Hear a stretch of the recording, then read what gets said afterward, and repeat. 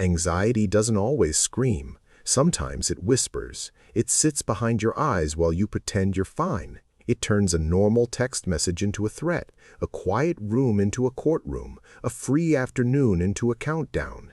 You try to think your way out. You try to distract your way out. You try to relax, and somehow the body stays on guard. Here's what no one tells you. Anxiety isn't a problem you solve once. It's a pattern your nervous system keeps rehearsing. And 1,000 years ago, Buddhist practitioners built a way to interrupt that rehearsal without fighting it, without suppressing it, without needing perfect circumstances. The practice is called Vipassana. Insight. Not insight as in a motivational quote, but insight as in seeing what is actually happening inside you, moment by moment, before the mind can spin it into catastrophe. In Japanese Buddhism, there's a simple word that points to the doorway of the skill.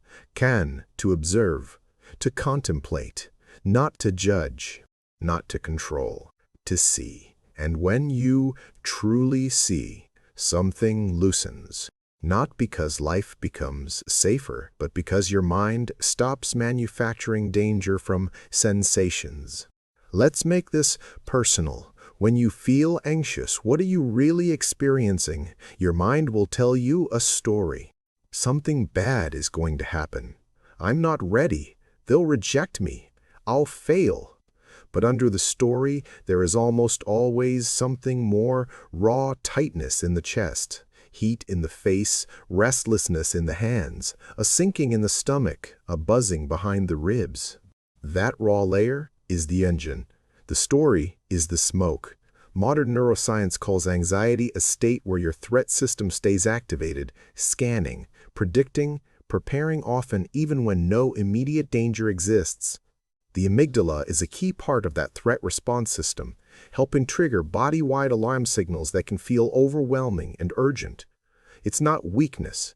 It's biology doing its job too often, too intensely, too automatically. But here's the trap you keep falling into. The body produces a sensation, and your mind interprets it as proof. Tight chest becomes "I'm in danger." Fast heart becomes "I can't handle this." A wave of dread becomes "this means something is wrong with me." Vipassana steps in right there at the exact point where sensation becomes identity. It doesn't tell you to force calm. It trains you to stop adding fuel. And that matters, because anxiety is not only fear. Anxiety is fear plus resistance, fear plus imagination, fear plus the belief that the sensation must not be here. So the ancient approach is almost shocking in its simplicity. You practice noticing sensations as sensations, thoughts as thoughts, feelings as feelings. You stop letting them merge into one unstoppable monster. Think about that for a moment. If anxiety is a storm, most people try to punch the clouds.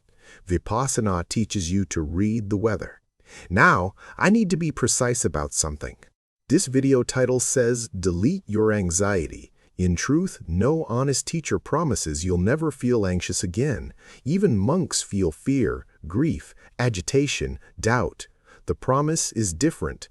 The promise is that anxiety stops ruling your life. It stops hijacking your decisions. It stops multiplying itself through your attempts to escape it.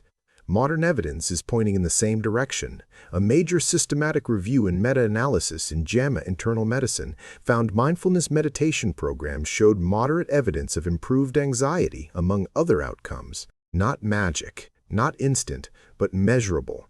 So what exactly are you training when you do Vipassana? You are training the skill of staying with reality before your mind turns it into a problem. One way to understand this is through the default mode network, a set of brain regions that tends to activate during mind-wandering, self-referential thinking, rumination, the mental movie where you replay the past and rehearse the future. Some research finds meditation is associated with reduced default mode network activity during practice compared with control conditions. That's another way of saying the mind wanders less into the anxious storyline when it is trained to stay with direct experience.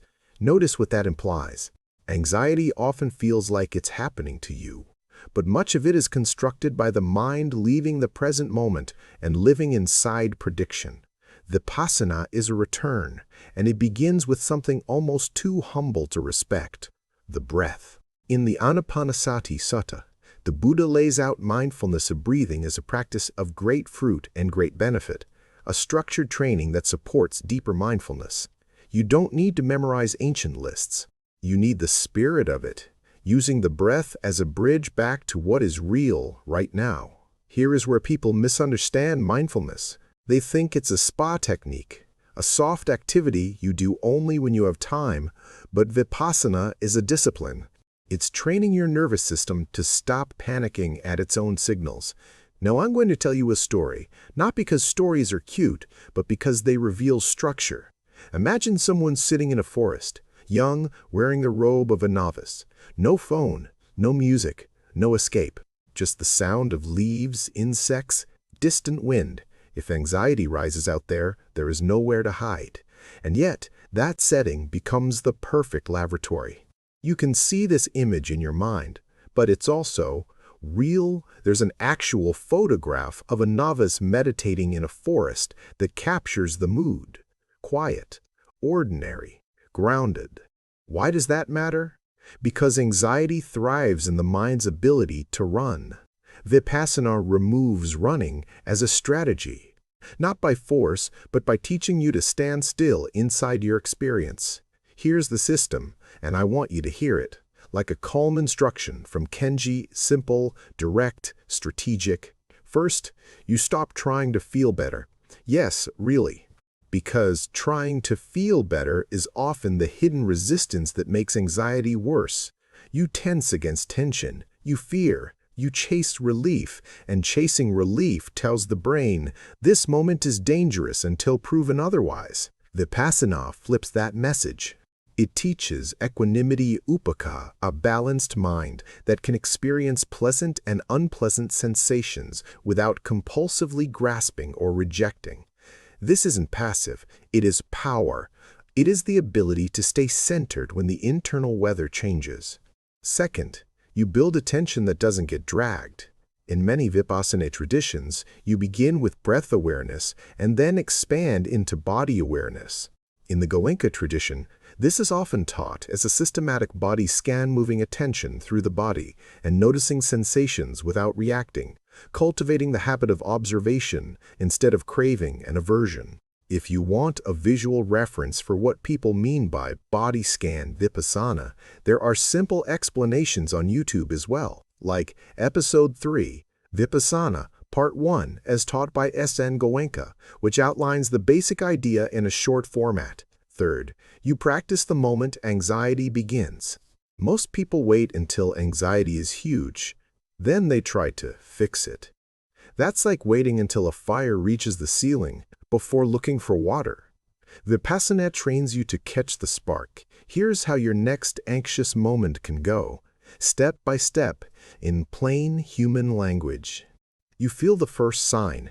Maybe your stomach tightens. Instead of naming it bad, you label it gently. Tightness, pressure, heat, movement. You don't dramatize, you don't deny, you keep it simple. Then you check the breath, not to control it, but to locate yourself.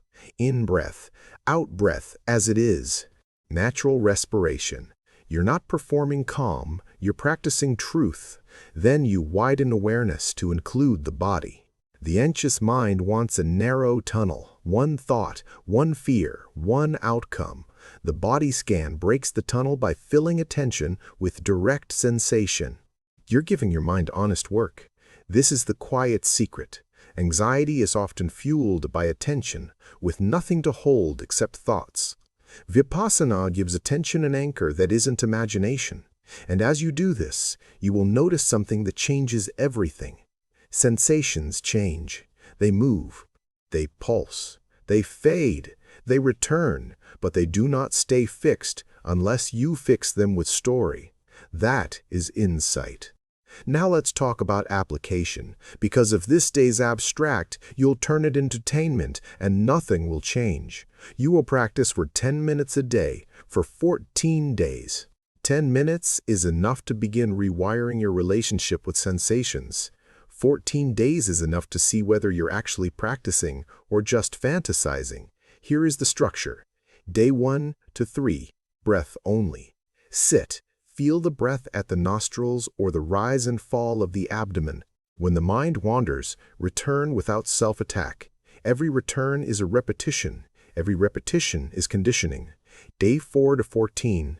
Had a simple body scan. Start at the top of the head. Move attention slowly down forehead, eyes, jaw, throat, chest, abdomen, hips, legs, feet.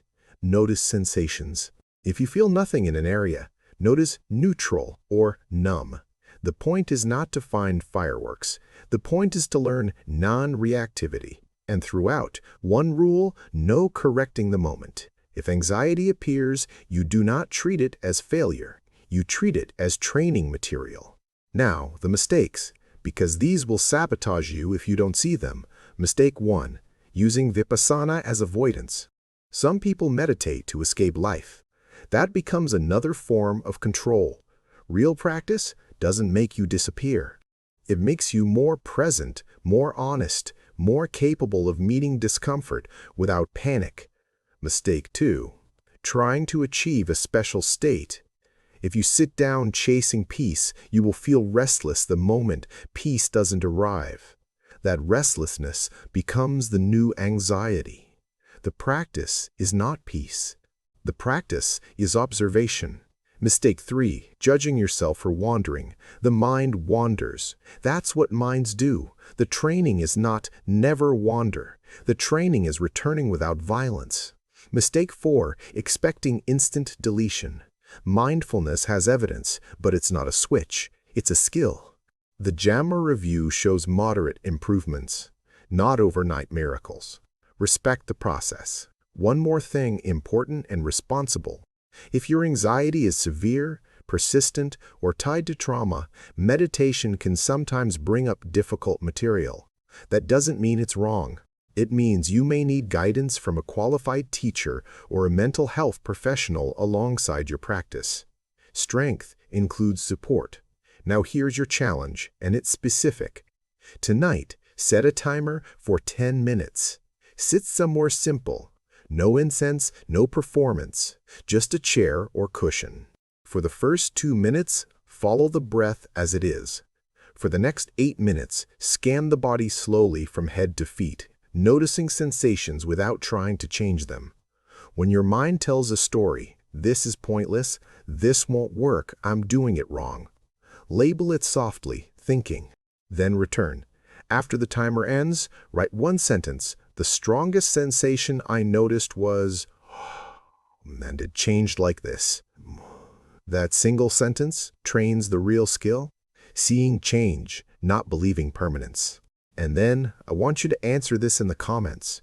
Honestly, when anxiety hits you, where does it show up first in your body, chest, stomach, throat, or head?